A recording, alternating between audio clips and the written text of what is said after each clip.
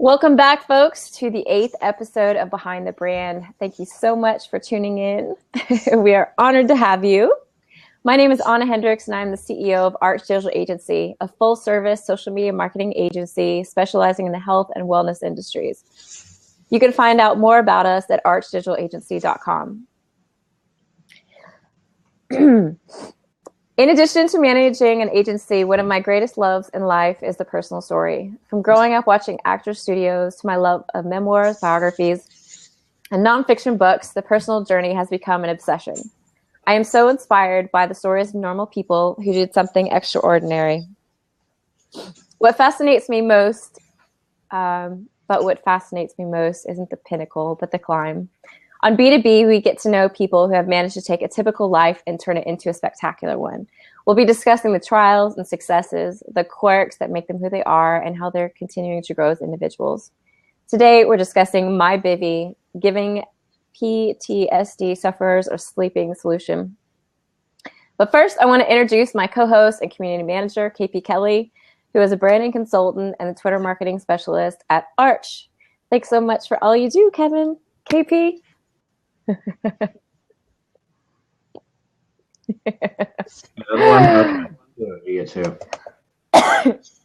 Oh man. Okay. So this week I'm pleased to introduce our guests, Tyler and Sarah. Tyler and Sarah are both college students developing an application called My Bivvy, which is a research tool for PTSD night terrors. They and the rest of their 5-person team met for the first time at a hackathon event in Washington, D.C., in which the theme was to create a mobile solution for PTSD management. They won the competition with My Bivvy and are continuing to work on the project from different states. Thank you so much for being here, Tyler and Sarah. Yeah, thanks for having us, Anna. We both want to let the folks know where you're at right now. Yeah, with the application? No, where you're located. Sorry. Oh, where I'm at? Oh my gosh, I wanted to jump right in. I'm in Minnesota, right in St. Paul. I'm in Baltimore, Maryland. Okay. Yeah. I'm in Wilmington, North Carolina. KP, where are you at? Ohio. Ohio. Yes, everybody from Ohio always answers that like we're going to get a huge applause when we say it, and then just nothing. Nothing. LeBron James. Yeah. All right, folks. Before we jump into the show, we are going to start our Audience Ask segment. So this is the segment in the show where the audience presents a question, and we will all take 1 minute to answer it. So I'm going to go ahead and get my stopwatch started. And if you folks want to come up with a question, or we will use the one that I prepared for the show. There's 4 of us this week, so it might take longer. Mm-hmm. Okay. We've got a quiet group.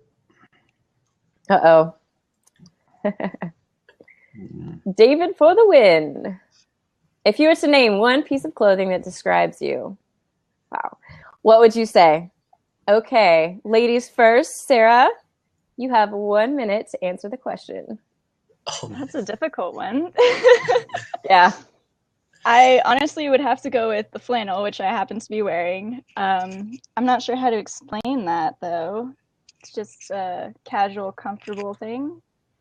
Okay, fair enough. That's not a problem at all. I feel like both of you will answer questions much faster than KP. We're just going to lead on that. Yeah, I probably don't have anything on this one. All right, Tyler, 1 minute. All right. So I'm one of these sport jacket things. I usually wear one at any given moment. So I feel like it suits me pretty well. So it's like, it has like the zipper. So like super temperature controlled. I'm a pretty temperature controlled person. Like some days I'm really cool.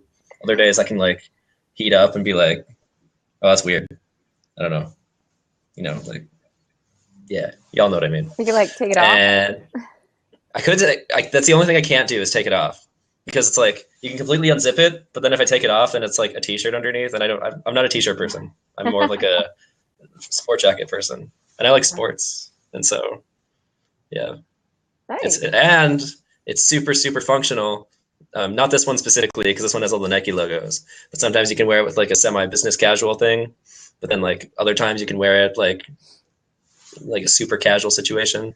And I can turn it on, turn it off, depending on the situation. Go ahead. Okay, I'm done. I don't think anyone has ever like hit the time limit before. KP, what are you gonna do? You have some competition. Well, all right. So when I get questions Kevin, like bring it down to like 3 seconds or something. When I get That's to been, the- I think, the longest. especially like leadership development question groups or things like that, when they ask questions like that, I'm usually very I turn it around Okay. to question the person that's asking. I never have like answers for these type of questions. Like Okay, so we're gonna stick to this subject. that is the All right, subject. Kevin. KP, I don't have an your answer turn. for that. 1 minute.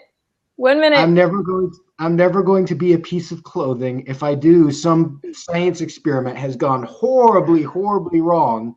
So I don't know. Yeah, David said suit. Maybe I usually wear like this is basically my uniform all of the time, or wearing shorts and a tank top. So maybe a suit jacket. That's all I got. I can't fill up the minute.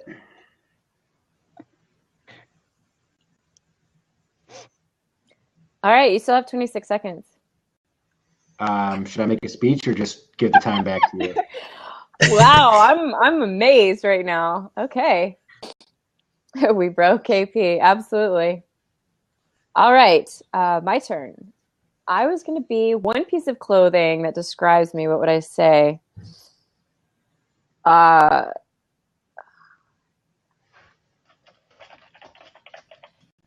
would say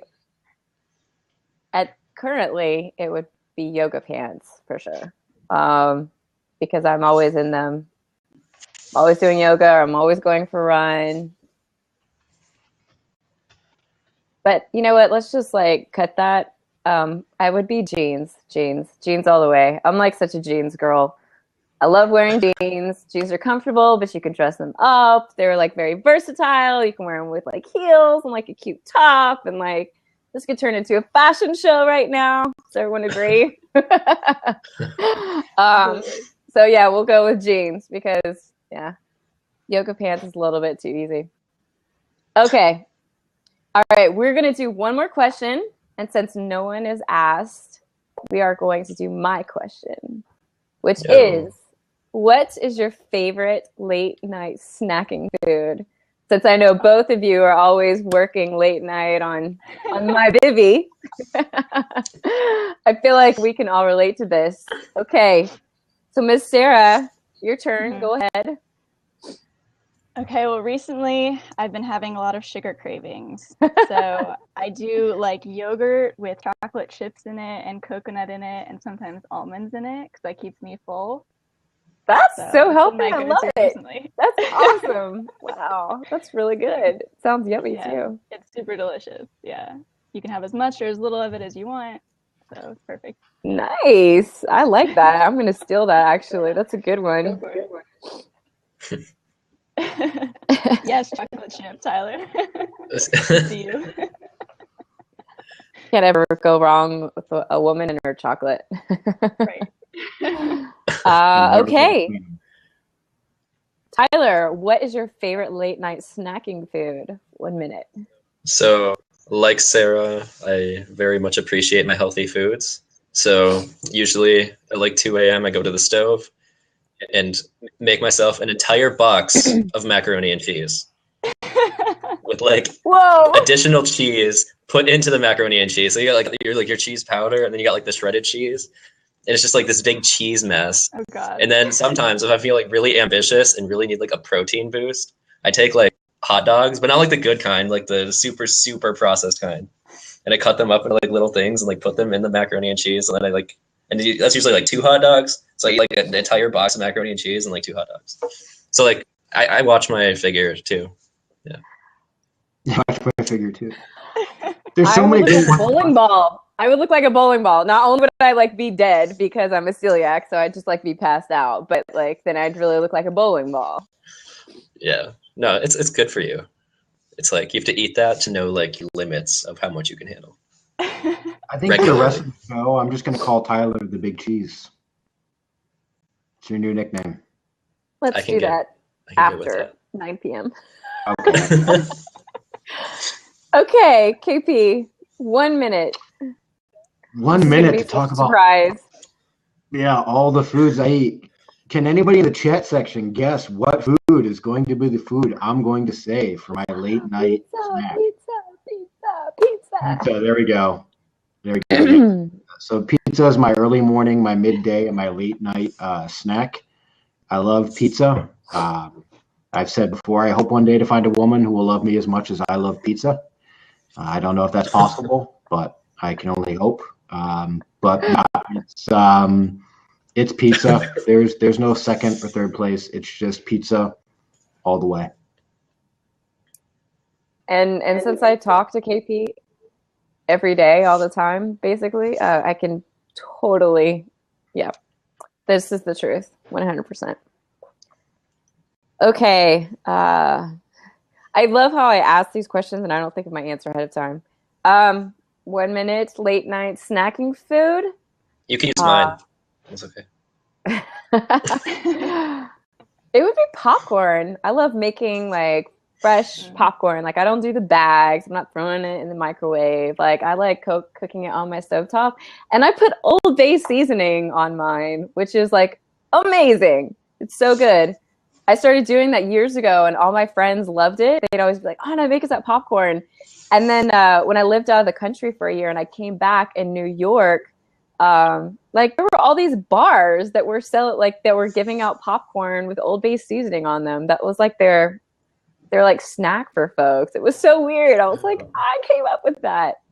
Anyway, popcorn. It's gluten-free and I can eat a lot of it. No, I'm not putting popcorn in coconut oil, Andy. Why make it healthy? Let's do that. Olive oil. That's where it stops. That's where it stops. All right, folks. Well, let's go ahead and jump into this incredible show. Hopefully, we're all feeling a little bit more loose and relaxed now that we've talked about our fashion and food. So again, I just want to thank both Tyler and Sarah for being here. If you have been following me online, then you saw that I got to meet Tyler when I was up in Minneapolis working with Mr. Ryan Pena, who is here in our audience, for MobCon. And my bivvy actually won the mob demo contest, which was incredible. Bunch of entrepreneurs got up on stage, pitched their idea, and they won like $25,000 from MentorMate, who put on the conference. And they create mobile apps, and they're giving me props right now. So incredible company, and my bivvy is going to end up being a spectacular app because of that. Great collaboration there. But the thing is that when I was actually doing research before the show and I came across my bivvy, I just started flipping out. I was like, this is awesome. And I found their Kickstarter online, and it was like set for, I think, like $3,500 or something maybe. But there was like over $25,000 in it already from folks who had donated. And I donated on Veterans Day, which was really kind of serendipity. So when I met Tyler and after I saw him and after he won, I was just over the moon that this app is getting the attention it deserves. So I'm super excited to have both of you on the show to talk about it, to talk about where it's at, where it came from, the inspiration for it, just everything that's wrapped up in this. In addition to really talking about PTSD and how, even though that's kind of a term that we relate, directly towards the veteran community, how it really is something that spreads across a wide variety of backgrounds and experiences. And I think it's really cool because my bivvy is actually going to be able to help all of those folks. So with night tremors specifically. So let's go ahead and jump in. And Tyler, or Sarah, whoever would like to start, This is going to be interesting for me with two folks. So, okay, feel free to direct me. Let's first just talk about what MyBivy is, so the folks can kind of get a nice definition of what MyBivy is. Tyler, you've got this Oh, one. sweet. So MyBivy is a smartwatch smartphone application that, as Anna just said, is meant to track PTSD night terrors in veterans. Not only that, but after it tracks them, they have the opportunity to like save all of this data via charts and submit them to their doctors. So for veterans, that would be directly into the VA, Department of Veterans Affairs database. But for everyone else, you can just insert like a doctor's email and send it straight to your doctor. And what it essentially tries to do is mimic a sleep study using the least number of non-organic variables as possible. So if you go in for a sleep study to try to track like what's going on in your sleep, they like hook you up to a bunch of machines. You get all those EKG stickers all over your body that you find at later times when you're taking a shower or something. It's not your bed. It's nothing familiar except they might let you bring a pillow with. And you're not going to have a similar experience as to when you're sleeping in your own bed.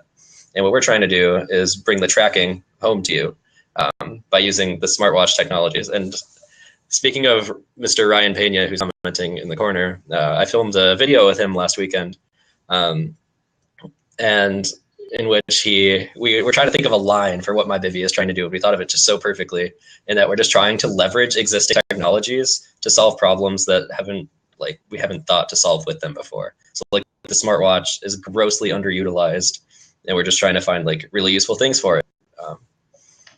That's pretty much what MyBivy is. Kind of tracks and records PTSD night terrors.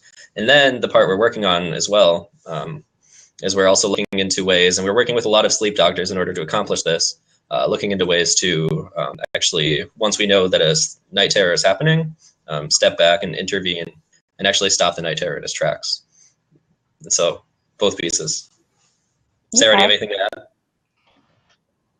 I think you summed it up pretty well. Yeah, it's a research device, I guess, to put as much power as possible in the patient's hands. Nice. Yeah. So let me ask this. I have I had an app on my cell phone that was tracking my sleep, and I would put my cell phone like next to me in bed at night. And I guess it just like felt, my moves and whatnot throughout the night, whatever it was I was doing. So how is that different? Or is it different? So it should be more specific. It should be tracking specific signals such as your heart rate and your movement while you sleep. An app that is sitting next to you while you're sleeping won't be able to track your heart rate, so it won't be as precise. So we're hoping to get it very precise, and then also essentially disrupt the night terrors, which is the second step that Tyler was talking about, where if it notices that something's happening, if your heart rate's going up, it would vibrate or something to disrupt that, and it'll be on your wrist, so it'll be able to do that.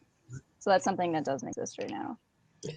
So the interruption part, is it going to kind of be like a vibration, something that's very soft? I know that like the app that I had on my cell phone, it would, in an optimal part of my sleep, start, like close to the alarm that I had set, it would kind of start doing some vibrating and whatnot to kind of start waking me up, and then, bring me out of my whatever sleep state and like the highest place. Is it similar to that? Yeah, it will be. So it'll ideally vibrate to disrupt the stage of sleep that you're in, but not wake you up completely. So it would disrupt the night terror, but not your sleep. Okay. Awesome. So that'll take some research to actually pinpoint and get down. Yeah, absolutely. So this is what I think what was so mind-blowing to me, and I didn't even realize this until I actually interviewed Tyler after he had won, was how new this app is, this idea, how fast everything came together. So you all met at a hackathon, correct? And who would like to share this story? Sarah, if you'd like to go ahead, maybe. Sure, yeah. We met at Hack DC, which was a hackathon specifically to find mobile or just technological solutions for PTSD. So we were drawn to that cause, And we met there. I was with one other friend from my school. Tyler had flown in by himself, and we met our two other teammates, Stravia and Brian. And we threw around ideas and decided we all had the same goal and wanted to work together on a project. So yeah, none of us. it was pretty lucky. Yeah. Awesome. If I'd like add to that, we had like this weird little metaphor where we were getting married.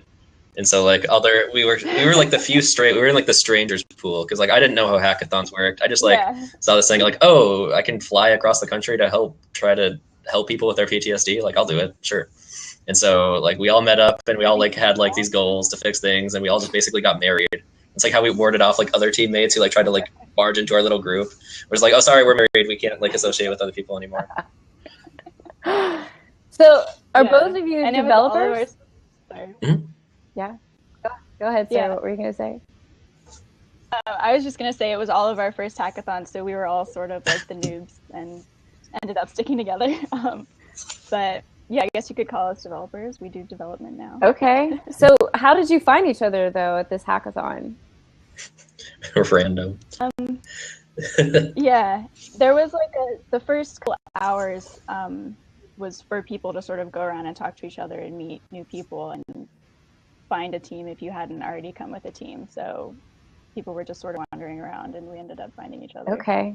Yeah, I've never been to a hackathon. I'm sure quite a few folks in the room haven't either. So I have no idea, like, I guess I would imagine going with a team, but if I went alone, I wouldn't know how to meet up with people with, similar interests. I was really blown away too when I was speaking with Tyler about how this was like a PTSD specific hackathon. How did you all find out about this? I don't know how you found out about it. How'd you find out about it? I found out about it through a hackathon club at my school. They send out updates about like hackathons going on every weekend, and sometimes they coordinate and go as teams. So they posted something in the Facebook group, and I was like, "Oh, that's awesome! That's better than my story because I was super heavy into going to grad school, and so like I looked at like the applications and what they look for, and they're like, oh, competitions. I'm like looking on my list of competitions. I'm like, wow, I have nothing, and so I was like, all right, I need to find a competition, and I just went online and typed in hackathon and like, oh, a PTSD one. I want to go help with PTSD. I know people who have PTSD, and yeah, no hackathon clubs over here, unfortunately. That sounds awesome, though. Huh. Yeah, you should start one. Nice. Okay, so let's talk a little bit about how the idea originated at this hackathon and what that process was. After you all got married, of course, Sure. So first there's the commitment, then there's like, the planning. Yeah, we did like, yeah. I can start with this one, if that's okay, Sarah. Yeah. So yeah. We had initially a really dumb idea. We kind of showed up and just like every other team at this competition, we're like, let's do what everyone does and create a social network out of this. And so we're trying to create like an awesome PTSD social network. And like, this already sounds like a bad idea. I see all your faces and you're like, what? But we actually brought this up at this competition. There were a bunch of veterans there, which was like, it made it a really, really like awesome, like intensive competition. And we had the opportunity to talk to them. A lot of them themselves have had PTSD or know people who have it really bad. And we're like, what do you think of our idea? And the guy, his name is Spencer. He was like, yeah, this is a really bad idea because we don't really want to go online and read about what's wrong with us. We want something that can actually help us in real time. And so Pebble Smartwatch was actually one of the sponsoring booths there.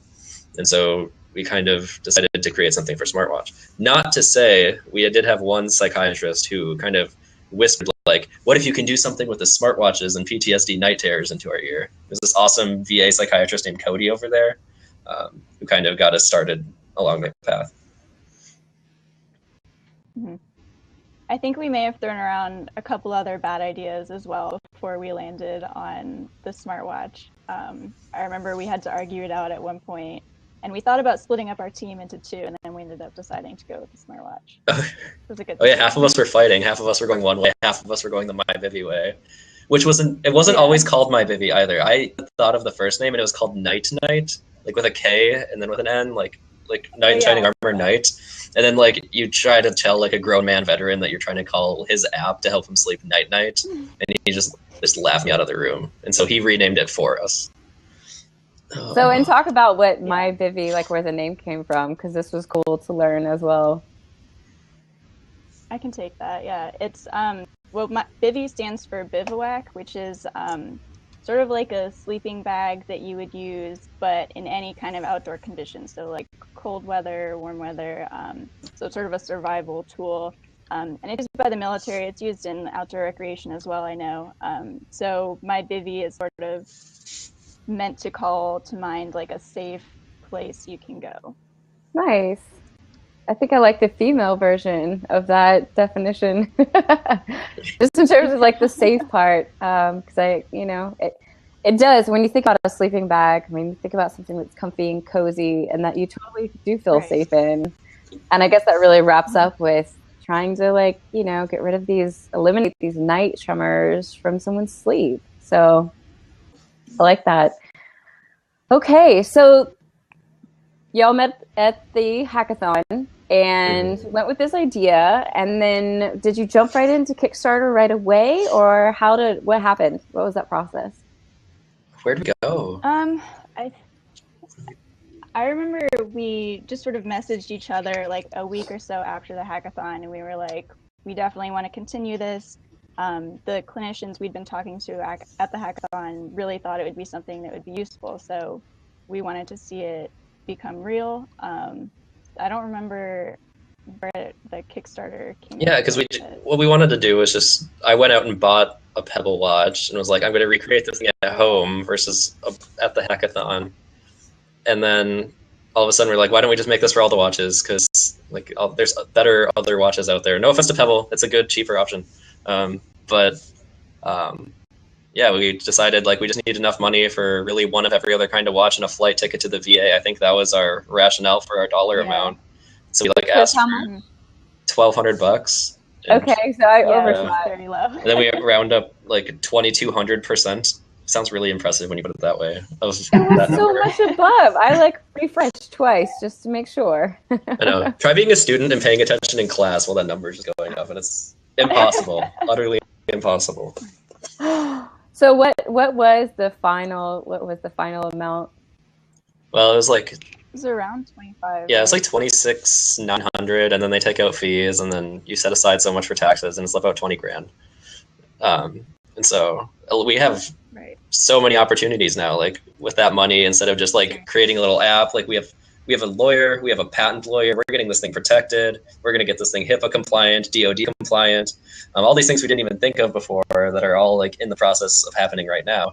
And so as Anna mentioned before, we actually won that competition, MobCon, in which we got like 20,000 developer credits. And so we have those guys helping with that money to get this app up and running too. And they're doing awesome work. Like, it looks super cool. And so so many things are happening and so many opportunities opened up because we have so many supporters. So much fun. Yeah, it's really been awesome. So who do you have like kind of leading you all, like guiding you, like with all of these compliances, like who would know that stuff? Like, I mean, a lawyer obviously makes sense, right? Like you absolutely want to go out maybe and get things patented, but who is helping guide all of this for you all? So I know, Tyler, you have a couple contacts that have been helping us a lot with that stuff. Yeah, literally, I just totally misused the word literally. I'm sorry for grammar people. But I'm going to say it anyways. Literally random people on the internet who have very, very long names. So like Mr. John Dickinson, MD, PhD, JD. Like I get these emails all the time now, but I have a thought for you because he saw us on the news. A lot of people from Great Britain have seen us on BBC, not even exaggerating, international people just reaching out to help and give us ideas and telling us things to look out for. So random people are reaching out to help and helping you get all compliant and up to speed with all the legal stuff? Yeah. Yep. And who's handling that, the physical aspect of doing it? A lot of that nasty part is Minnesota based right now. And so I'm pretty much just like taking it head on myself, because all these people are so open and honest. Like I don't have to worry about, I don't need like one person to guide me along, or else I'll be deceived. These people actually, like, no one wants to be the person who screwed the guy over who's trying to help like PTSD, people who have PTSD. Because like I imagine like if I ever, like I'm motivated to finish this project for like all sorts of reasons, but like right now if I said, you know what, let's not do this problem anymore, I'll probably have like 50 angry Marines right outside my house like wanting to like throw me back into my bedroom in front of my computer, and they're going to be like, code it. And so like I'm sure nobody wants to mess with people who aren't sleeping well, and so I trust people. Sarah trusts people. We're all trustworthy people. Yeah. And we were helped out by your school, right, McAllister, in setting up all the legal stuff. Yeah. And I didn't realize that was even a thing. Yeah. Sorry. No. Yeah, we have an entrepreneurship in residence there, and I just sat down in her office and was like, I know nothing, and yet people have expectations, and so she just like, all right, here's your lawyer, here's your patent lawyer, here's an awesome alum you can talk to, and I talked to him. Seth was awesome, and then that just got the ball rolling on everything else. And that's a pretty common thing that universities have places you can go for legal services and legal advice, because we have that at UMBC too, and I wasn't even aware of it until we started looking into all that. So that was awesome. Yeah, I had to utilize the legal services at my college for a bad apartment that I was in. Those are really fantastic. Not that, but yeah, utilizing those things, you know, while you're a student is huge, because they're there and they're free usually. And these people, like, there's no, you know, hidden intentions. So someone asked that Mr. Andy Parker, is HIPAA compliance needed for health insurance to pay for it? Either one of you all know? Yes, I know the answer to that question because I have had so many meetings about it in the last week. It's yes and no to answer your question. It just depends how much our app actually does in the end. And that's kind of like a hard way to explain it. So like recently, I think it was last August, the FDA passed a ruling that to be just a medical, or to give someone an app that, just give someone an app, to download an app that does anything that you can download yourself in the store. You don't need any regulations of any kind. It's kind of an at your own risk as long as you have the proper waivers in there. Where HIPAA compliance comes in is we really just need that to be able to insert things into doctors' databases. So HIPAA is really complex into how the data is encrypted in itself. And I know this is getting really techy, so I'll keep it short. It's how the data is encrypted and sent across the server, in addition to where it's stored in the database and how carelessly someone could just grab your phone and without logging in be able to see that. Like that's a HIPAA violation. But then from the health insurance side of things, I have no idea, to be completely honest, because that's my answer to most questions nowadays. No, that's okay. I mean, if you don't know, you don't know, you know? Yeah. So and just like right now, go ahead. No, go ahead. I was gonna say, as far as health insurance is in this whole ordeal, less important because we're still trying to get the trial out, and the whole like scope of the trial is going to be like absolutely free. Just seeing if we can help people the way we want to help people, tweak this so it helps people better. But we'll cross, as a common phrase in every single meeting with any lawyer I go to nowadays, we'll cross that bridge when we get there. Ideally for us, the only thing anyone would ever have to pay for is the smartwatch or smartphone itself, which isn't something I think health insurance would ever cover. But I don't know. Yeah. Maybe we could get there. Well, you just never know, right? Who knows?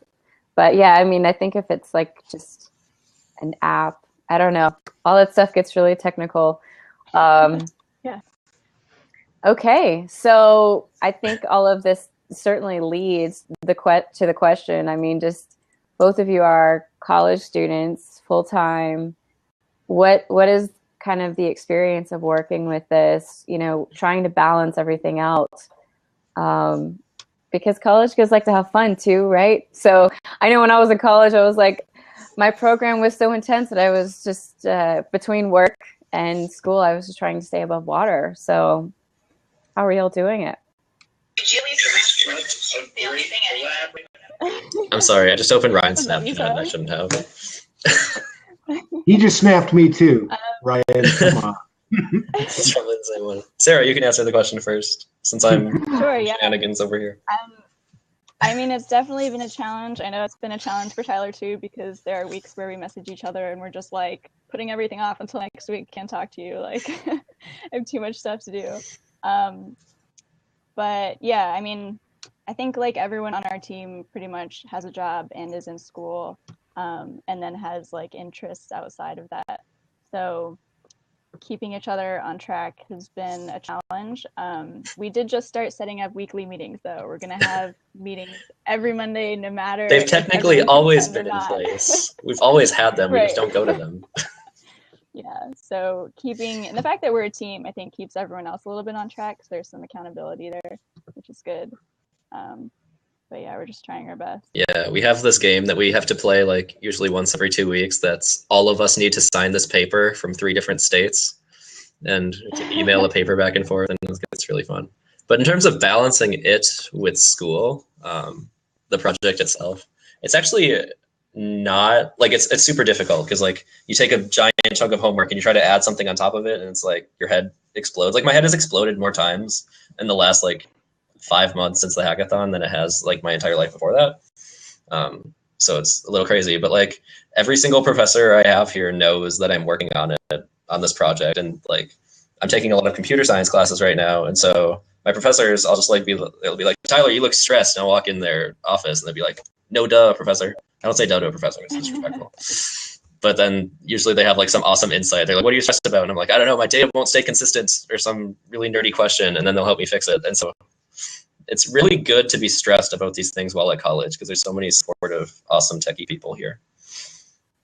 At least that's really interesting. But yeah, I can completely see that. Kind of like the legal stuff. It's like you do have this support system, especially because of the program that you're in. So you've got all these folks around you that you can just reach out to very easily. Yeah. That's cool. That's really cool. I have to say, I think that's a bigger benefit being at a smaller school.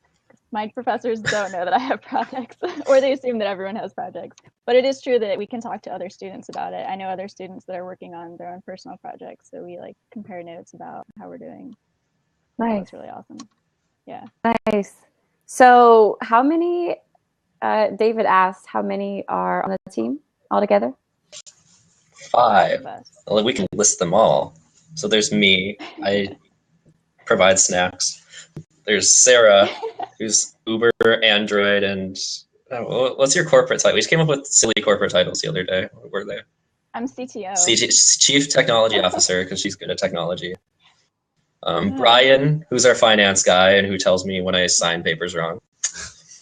Damola, who is an all multi-talented supercomputer programmer. And Sravia, who is our iPhone-y person, right? That's pretty much it. Yeah, and business. Yeah. Nice. Okay. So let's back into to the Kickstarter. You all ended up walking away with quite a bit of money from that, and then of course you won at MobCon. So there was another nice chunk of change. Like what were the next steps with my Bivy? Like what are you all doing now? Kind of where are things moving? You know, you're talking about the trial coming out, things going out in beta. I feel like I'm supposed to be getting the stickers or something, or like a shirt soon in the mail. Oh, funny story is you moved or something, and then your stickers actually came back to my house, and so now I have to send them to you again. Yeah, you can send them back. No worries. I was just joking more than anything, but yeah. So where are things at now with my Bivy? What's going on? So you can correct me if I'm wrong, Tyler, but we're wrapping up with MentorMate. We are coming out with, I guess, what you would call like our beta, or yeah, our initial app, which is for the Android watch, or the Samsung watch, right? Android first, Samsung second. Yes. And so we will be taking that and completing all the backend stuff on our own. And then once we have that finished, we can actually start sending it to people and collect their data and have them test it for us. And then hopefully we will also be able to develop after that for other smartwatches. So, yeah. Anything to add to that, Tyler? I don't know. I spent like the last 3 weeks like boxing up shirts and stickers and mailing them around, and so that's a lot of what I did. So I'm like 98% done with that. But like right now with the project, yes, it's going really well. It's really pretty. I could try holding my phone up to the screen and showing you guys, but Yeah, our front end looks awesome. I won't give it justice. When does but yeah, when does it come out in beta? it's ASAP. So the day it's ready, it'll come out. But our Okay. goal is absolute goal is May 1st with a clinic with an actual clinical trial, hopefully starting before then. Nice. Yeah, and that's when the Okay. Kickstarter people will get to play with it too. Late spring, yeah. Good, good. Okay, so this app specifically is going to be dealing with night tremors. And for folks maybe who are in the room who aren't familiar with night tremors, Sarah, would you like to explain that to all of us? Sure. So night terrors are essentially a sleep disruption. They're a little bit different from nightmares in that you don't normally remember them. They occur at like a stage of sleep that's closer to being awake. I don't remember all the technical terms, but it also has to do with your heart rate increasing.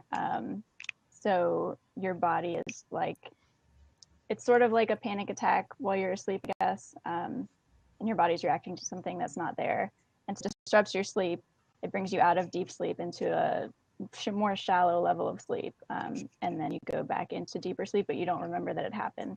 And typically it might be someone, like you can see it in other people when it's happening sometimes, to like thrash out in their sleep or yell, and then they won't remember what happened the next morning. So it's very disruptive, and it can be, I don't know what the word is, kind of terrifying to watch if you're seeing someone, you know, struggling in their sleep and you can't wake them up and they're not responding. So interesting. So it doesn't actually wake you up. It just kind of like you stay lost in a dream, whatever you think is going on, and it's very scary, kind of jolts the system. Yeah, it can wake you up and you'll wake up like, you know, breathing really fast, heavily, like you just, you know, ran a really long race or something. But it doesn't always. So interesting. And how is this? What's the correlation in between like PTSD and these events, I guess?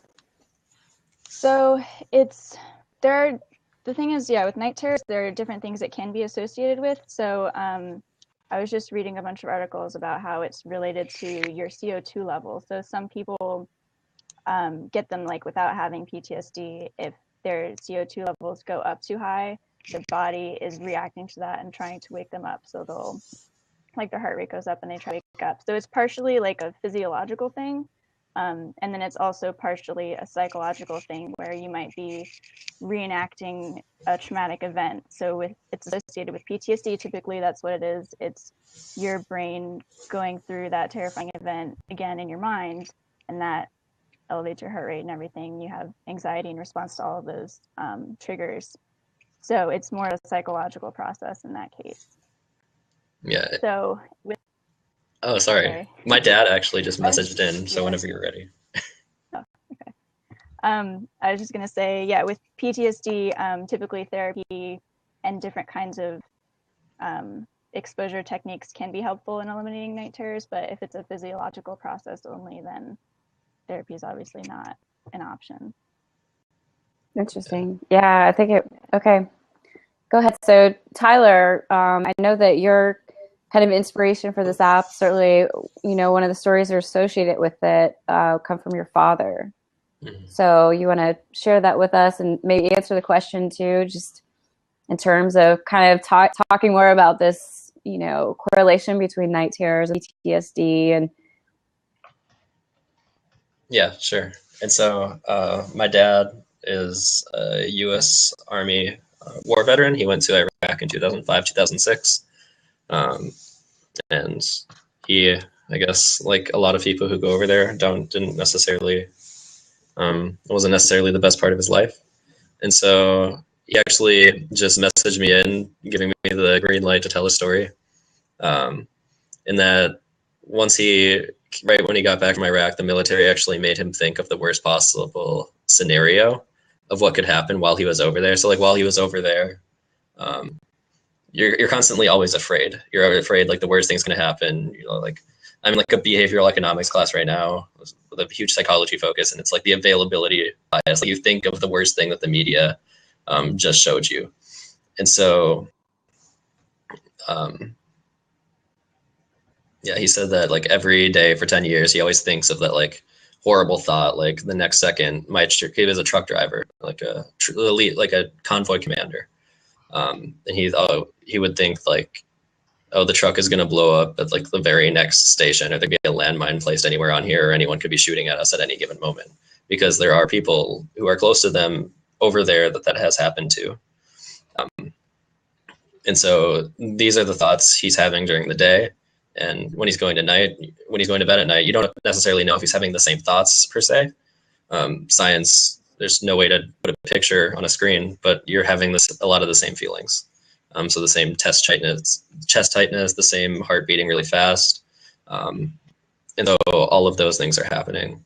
And like when my dad got back, he was definitely a changed person, rightly so, like later in life, knowing what was actually going on.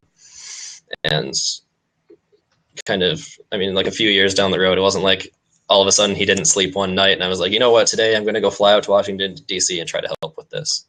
It was a lot of years of me feeling kind of like hopeless on his behalf. How can I help him? He would wake up sad, angry, fall asleep during the day.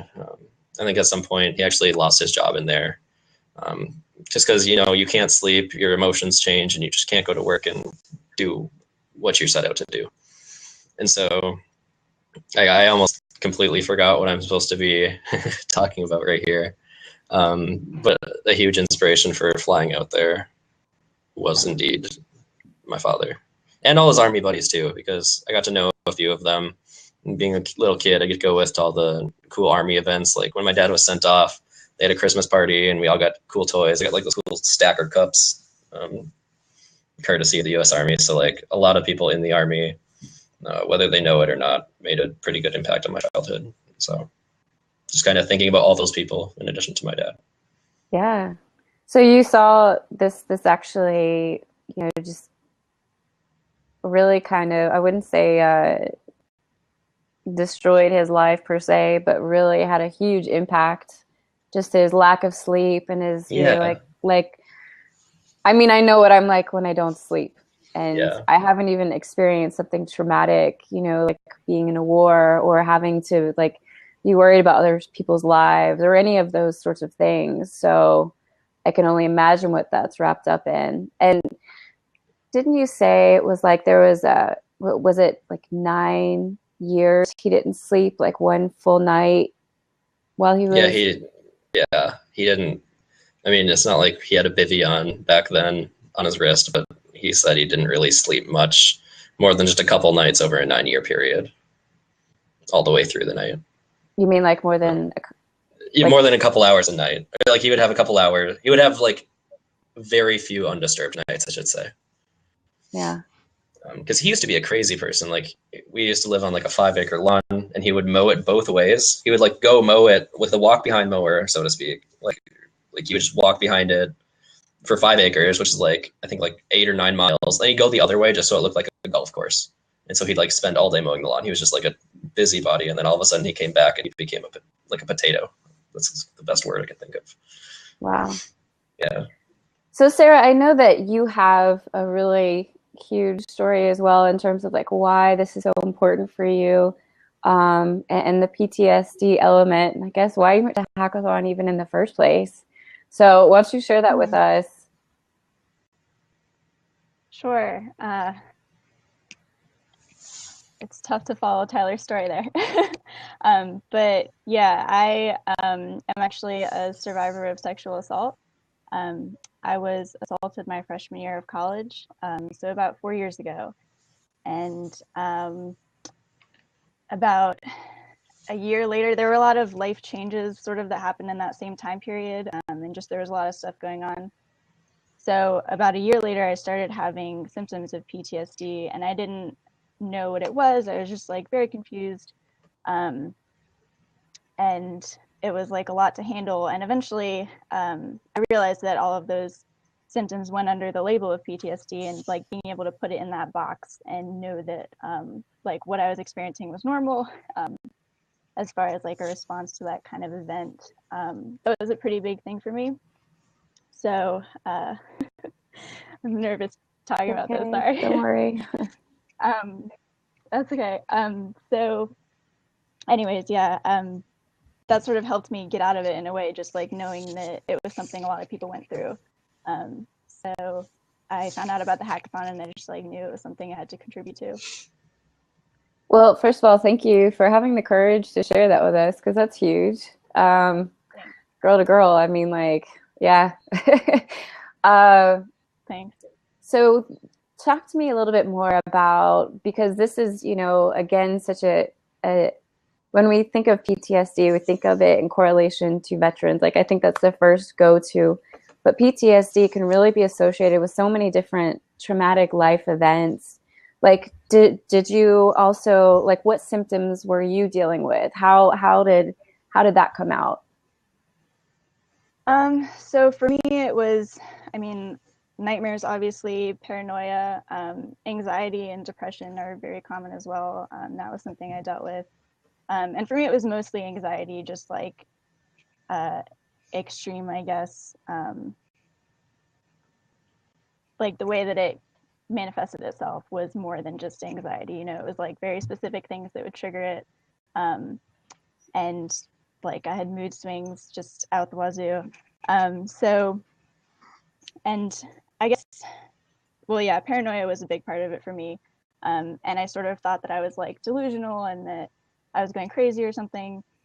So recognizing that it was just my brain like trying to protect myself was a really big thing, and realizing that, yeah, I mean, for PTSD in general, that's basically what it is. Like your brain is adapting to a traumatic event and trying to learn from it and protect yourself. It just does that really well. So, so realizing that that was a normal thing was important. Yeah. Okay. Not sure if I answered your question. No, you're good. You're good. So in terms of, like you said, you were also dealing with night terrors. Is that correct? So I didn't actually have night terrors. I may have had like what could be a night terror a couple times, but I don't know that it was something that I had consistently. I just had nightmares that were related to the traumatic event. It just completely disrupted your sleep. Yeah, but not as much as like a consistent night terror problem would be. So I recognize that, yeah, like obviously there are people out there dealing with way worse cases of PTSD than I can even imagine. And like knowing how difficult it was for me to get through my case, like I admire those people so much for going through that. So that's why we're doing what we're doing.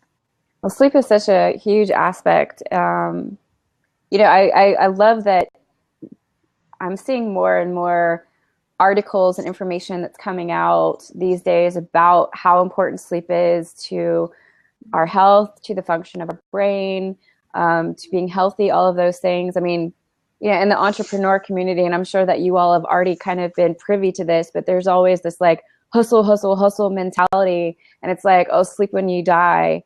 And it's just like, that's not, I'm sorry, but like I do believe that there are people out there who need very little sleep. But I think that percentage is so tiny, so tiny. And even if they don't need sleep, I wonder what's going to happen to their body down the road.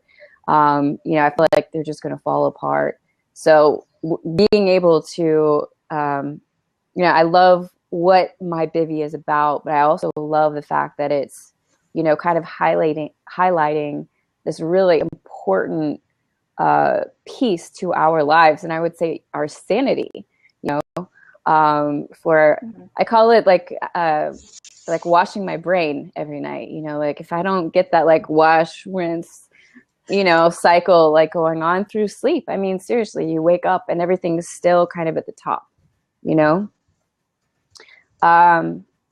So in terms of like, you know, now that we know a little bit more about the inspiration for my bivy, kind of, you know, everything that went into this. I mean, this is like a serious passion project for both of you, right?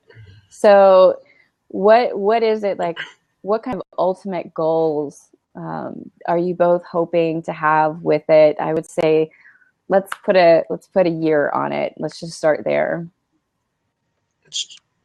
Um, Do you want to go? I can go. So, okay. After I had finished MobCon, Anna gave me Anna and I had a Periscope interview.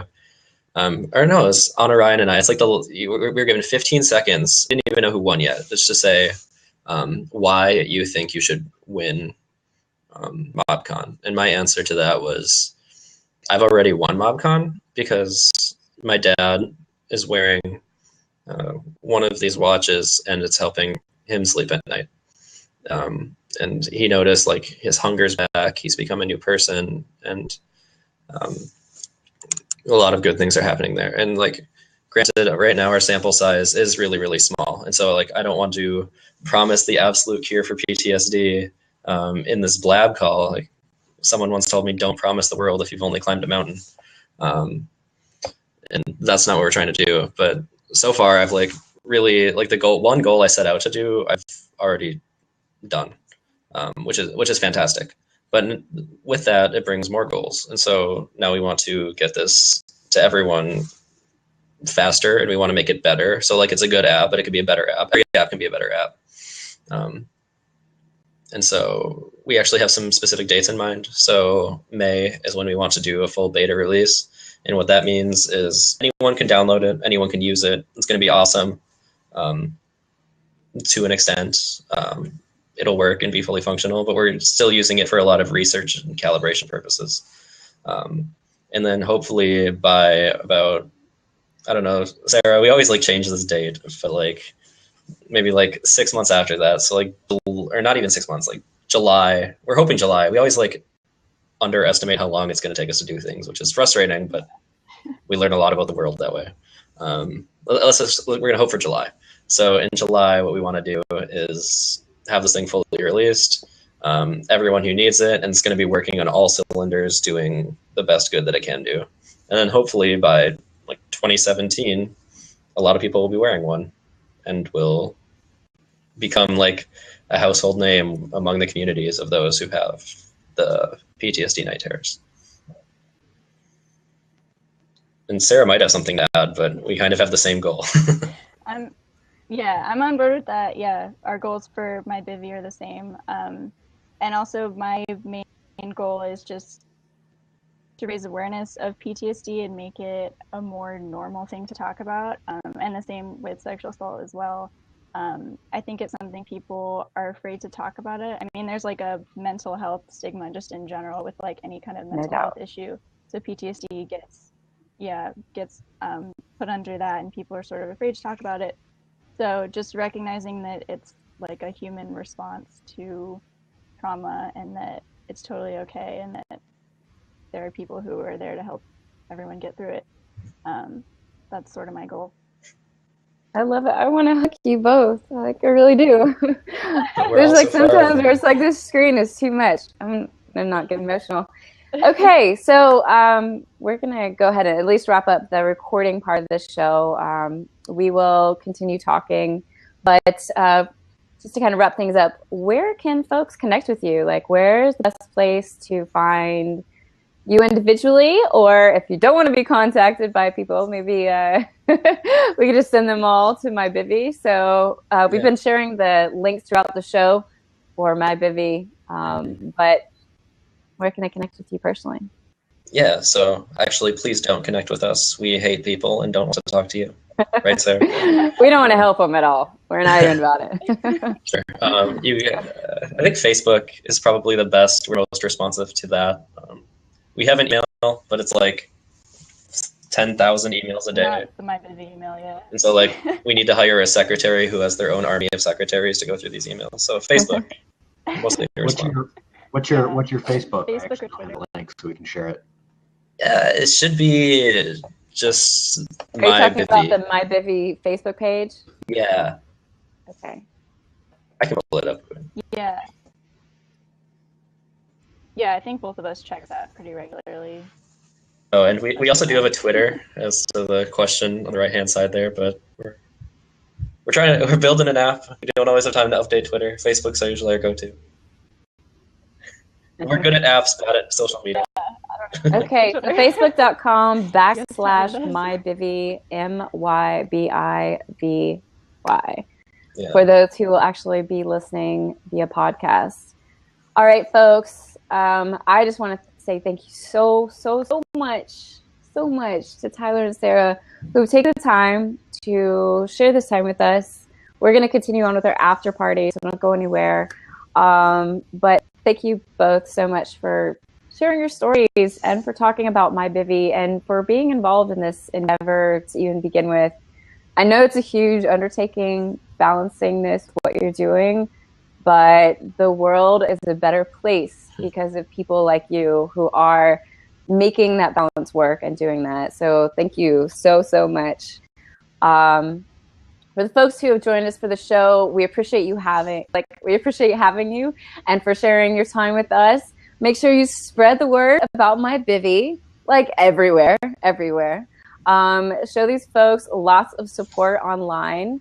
And I believe KP has been sharing links for our show next week. You're definitely going to want to tune in for Miss Jody Ettenberg. She is an incredible woman who is a lawyer and ditched that law job to travel the world and eat and kind of become a food blogger. But, you know, she's helping celiacs across the world. She's a celiac like me. So anyway, make sure you tune in for that next Wednesday at 8 p.m. Signing off here once again. Thank you so much, Tyler and Sarah. Yeah. You're welcome. Thank you so much for giving us. Absolutely. Us. My pleasure. And KP, you are the man, as always, looking sharp too. So, all right.